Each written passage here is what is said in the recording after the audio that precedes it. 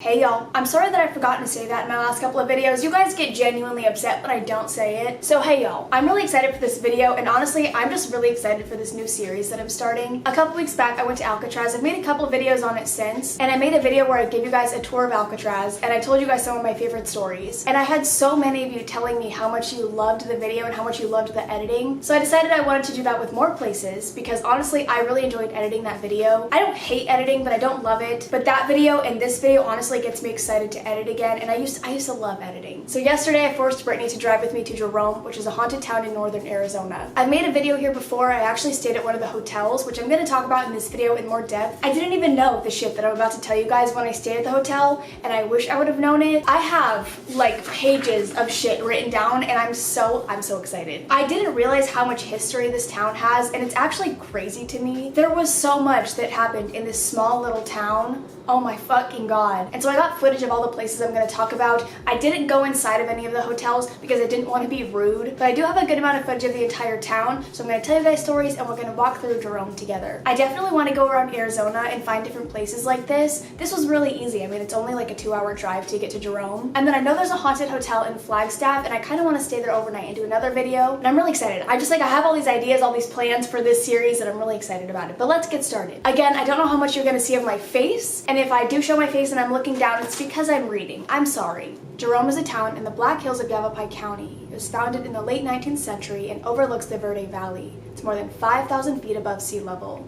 Supported in its heyday by rich copper mines, it was home to more than 10,000 people in the 1920s. As of 2010, its population has gone down to 400. Jerome is not only filled with historic buildings and a rich history, but it's also said to be the home place for a number of lingering ghosts. During those days, people died in mining accidents, gunfights, overdose on opium, and a number of other unnatural events. Given its past, it comes as no surprise that the city is allegedly filled with wandering spirits. So the first place that we stopped at was the Hotel Connor. It was built in 1898 by David Connor. You'll hear of multiple hauntings that occur in this hotel, including spooky occurrences happening in the bar area, which is on the lower floor, and in the hotel rooms upstairs. Rooms 1 and 2 are rife with ghostly activity, which includes everything from hearing the radio randomly turn on, even when unplugged, and spotting figures standing in the room at odd hours. However, there's at least one gruesome story that happened here.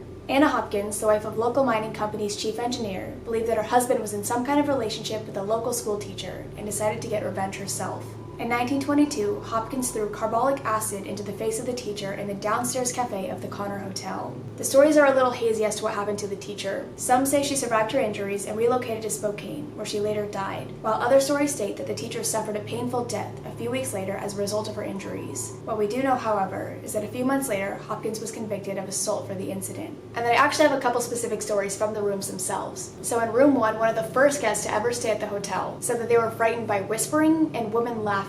They later felt cold chills, and they ended up sleeping in their van that night. The doors to the dressers would always open on their own, and you would get strange images whenever you tried to photograph the room. Room 2 has had issues with objects moving around on their own, whether that's the actual pieces of furniture or small items. And in room number 4, guests and employees have heard a dog growling and an old man coughing. The next hotel that we walked to, and another one that you can actually stay in to this day, is the Ghost City Inn. Originally, this building was built as a boarding house for middle mine managers, but over the years has seen a variety of uses. It later became a private residence for the Garcia family, who owned it for more than 50 years. It's also served as a restaurant, a spiritual retreat, a funeral home, and an art gallery. In 1994, the building underwent a major restoration, which turned it into the bed and breakfast it is today. Allegedly, the historic building is said to remain home to a female spirit, who is most often seen in the Cleopatra Hill room. Another male spirit has been spied in the hall outside the Verde View room. Other unusual things that occur at the hotel include doors slamming on their own, and spectral voices heard when nobody's in the building. So this is actually the hotel that Brittany and I stayed in. And all of the stories from this to the place we'll transition to, they're probably my favorite. So this is the Mile High Inn. The inn was home to Madame Jenny Banters, who is one of the richest women in northern Arizona. It was used as a brothel where Jenny and her ladies would entertain numerous men. Later on, when the town began to take on a more civilized manner, Madame Jenny Banters was forced to move her business off of Main Street.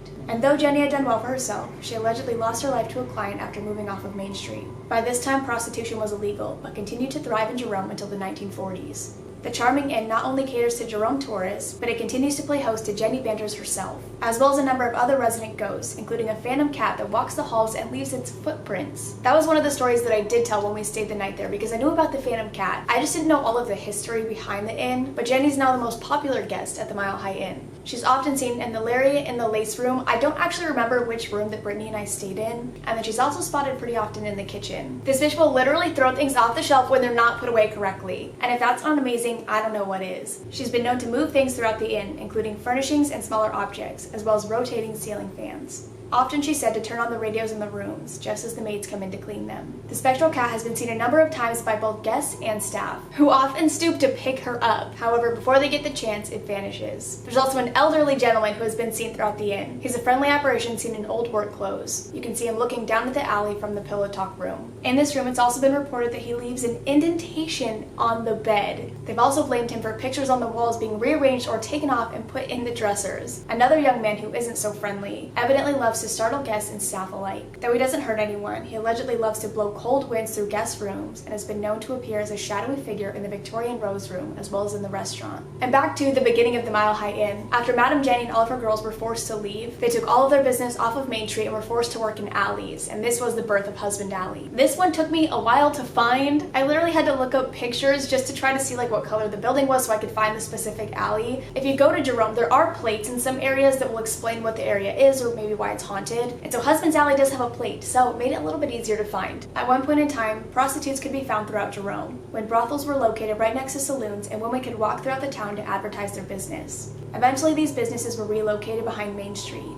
and these became known as the Old Cribs District, or Husband's Alley. They were located right behind the saloons, where men could get a few drinks, gamble, then sneak right out the back door for another kind of entertainment. At first, I thought it was the alleyway right next to the Mile High Inn, but it's actually right next to Hotel Connor. On the higher end of sex work, there were classy ladies who worked in brothels operated by madams who had a pretty cushy job. They often only provided expensive companionship for lonely men living in a town almost devoid of women. They had access to healthcare, security, and education. At the lower end of the scale were women working in the cribs, who somehow managed to see 30 to 80 clients a day. It was a rough job that had no guarantees or safety, and many women who worked in the industry succumbed to the illnesses or violence associated with the job. There are many stories about the horrors these sex workers endured, and history just barely remembers a few who died at the hands of their clients. One woman, named Sammy Dean, died after being strangled in 1931 by the son of a powerful member of town. She's said to haunt the building she previously lived in, and there's no doubt that the spirits of other women who died from similar fates still linger in the area. For those women who didn't do so well or weren't pretty enough to work in one of the more respectable brothels, they plied their trade from small shacks that line the alley, referred to cribs. Today, when visitors wander through this historic alley, it's easy to imagine hearing the voices of soiled doves calling from their long-vanished cribs. In this alley, many have reported the feeling of being watched, the sound of phantom footsteps, a persistent odor of perfume, and strange shadows that move around at night. And then down the street from Husband's Alley, right next to Hotel Connor, was the Liberty Theater. This was Jerome's first silent film theater, and it's supposedly haunted by one of its former patrons. The woman immigrated to the United States from Germany, and was involved in a passionate, though tumultuous relationship with another immigrant that eventually ended in her death. Following an argument, the woman left to calm down while watching a movie. Little did she know that her boyfriend followed her to the theater and sat behind her during the movie. He waited until a particularly loud scene when the organ music thundered throughout the theater, and strangled her to death. The woman's ghost is said to haunt the upper floor of the theater. The most haunted location in Jerome is the Jerome Grand Hotel. It was built in 1926 as the United Verde Hospital, which contained an insane asylum. It was the fourth hospital built in the town and operated until 1950. The hospital was turned into the Grand Hotel in 1994. Almost from the beginning, the building had a history of hauntings, perhaps because of the many people who died there, or the emotional trauma suffered by the many who were housed in its asylum. It's said to be one of the most haunted buildings in the state of Arizona, with a number of strange phenomena occurring over the decades. Shortly after the hospital opened, both patients and staff began to tell stories of hearing people talking, coughing, moaning, and cries of distress coming from empty rooms. Some believe they may have possibly been coming from some of the many lingering spirits who died in the deathly flu epidemic in 1917. And though the hospital wasn't even built at that time, perhaps these lost souls found the building, wishing it had been there. One of the first reports of a spectral soul was that of a woman dressed in white that began to be seen on a hospital balcony shortly after its opening. Thought to be a nurse, the phantom lingered for years, but apparently has moved on, as she has not been seen since the building became a hotel. One spirit that has lurked in the building for many years is that of an old bearded miner. His appearance was first reported by a hospital patient who reported seeing the bearded man gliding down the hall, turning on all the lights on his way. Another nurse during the building's hospital reign reported seeing a bearded man standing at the very end of a hallway.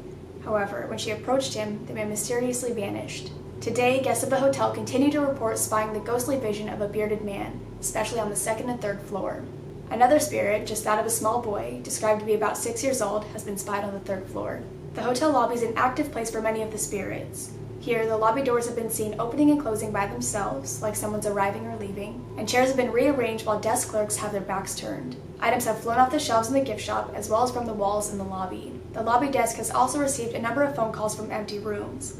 It comes as no surprise when the line is picked up that nobody's on the other end. The most famous ghost of the hotel is that of a man named Claude Harvey, who was a hospital maintenance man in 1935. Fun fact, I actually did a ghost tour at the Jerome Hotel a couple years back, and this was probably one of my favorite stories from that tour. They stopped doing the ghost tours. I'm not really sure why. I think it was to focus more just on the hotel letting people stay there, because during the tour, obviously, people weren't allowed to stay in specific rooms, and so I think they just wanted to fill up their hotel, so they don't do it anymore, which sucks. I wish I would have recorded the tour when I did it, but I did not. I'm sorry. Townsfolk were shocked to hear about his death in the hospital. His body was found pinned under the elevator in the basement. His death was ruled an accident. Strangely though, the inquest into his death determined that the elevator did not kill him. Some said perhaps he jumped to his death, but the vast majority suspected instead that he was murdered and his body was dumped at the bottom of the elevator shaft. The elevator was found to have been in perfect working order, and Harvey was an experienced maintenance man. Strangely, he was found beneath the elevator with his neck broken, and the only other mark on his body was a small scrape behind his ear. Strange occurrences then began in the building, especially in and around the elevator. Lights in the elevator shaft have been seen, and the sound of the creaking elevator has been long heard, even when the building was vacant and no power was on, and even yet today when it's unused. Others have claimed to see the figure of a shadowy man in the basement, on the stairs, and near the elevator. The spectral man has been described as appearing furious. Many speculate that Harvey has unfinished business here on Earth, not resting until his murderer has been implicated. And though his spirit is said to make those who encounter him uncomfortable, he has never hurt anyone. Other spirits are also said to roam throughout the hotel, attributed to a number of tragic events in the building, including a man in a wheelchair who fell from a balcony, a shooting, and a caretaker who hung himself. A woman in white is sometimes seen roaming the hallways, and a small child is seen when running through the bar area.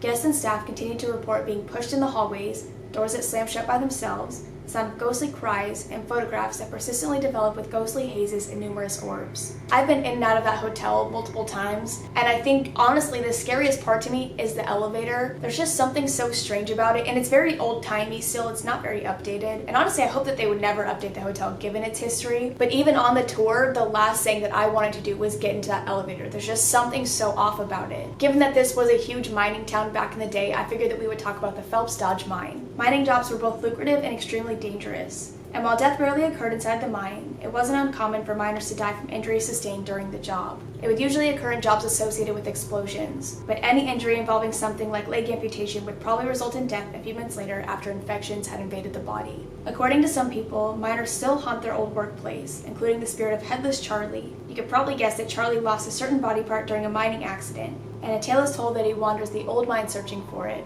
The mine is currently closed and off limits, so you're unlikely to run into him. But if you somehow find yourself near an abandoned mine shaft, definitely don't enter. So those are all the stories that I wanted to share with you guys. Honestly, there are so many more that I could talk about, but I just figured I would pick and choose some of my favorites. Again, let me know if you guys like these videos or want to see more of them. Give me suggestions for places maybe in Arizona or around Arizona, not anything too far away because a bitch is broke, but things that I could do for now, things that would be easier for me to do for now. I like this idea of walking you through all of these places and giving you the stories and you're able to see it versus me just sitting here and talking and looking down at my phone. Like I said before, I definitely want to go to the hotel in Flagstaff. I want to stay overnight there, but I'm probably going to do that in October when it's closer to Halloween. But other than that, I'm going to go. I love you guys. I will see you in the next one. Bye!